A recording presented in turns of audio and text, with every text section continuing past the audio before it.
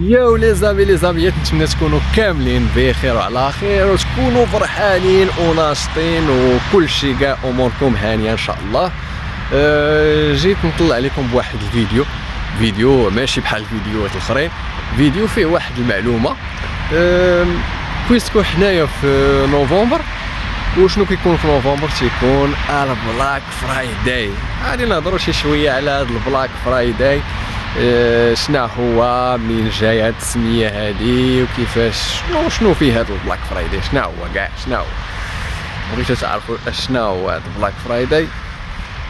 خليكم معايا مورا هاد الفاصل.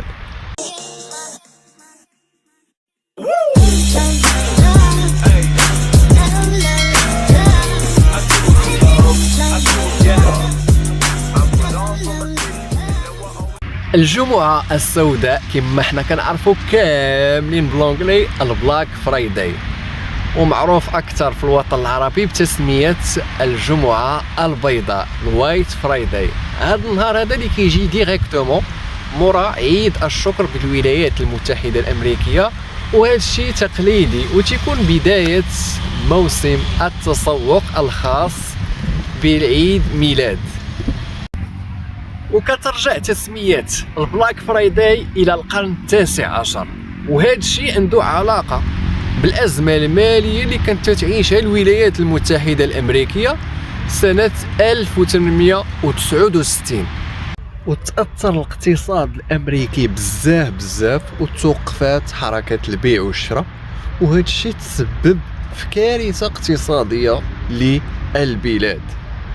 والشركات قرروا باش يديروا تخفيضات كبرى باش هذيك السلعه ديالهم تباع في عوض ما تبقى محطوطه وتضيع.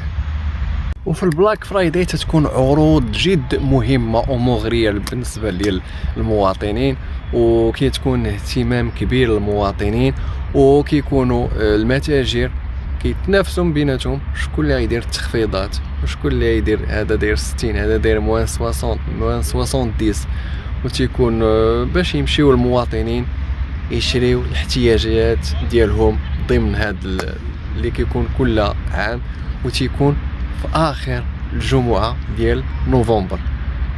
وهكا كنساليو لا فيديو ديالنا، ما تنساوش تخليو لي لايك ولي كومونتير، واللي باقي ما تابونا يدخل دابا يتابونا، ونخليكم في هذا المكان الرائع والزوين.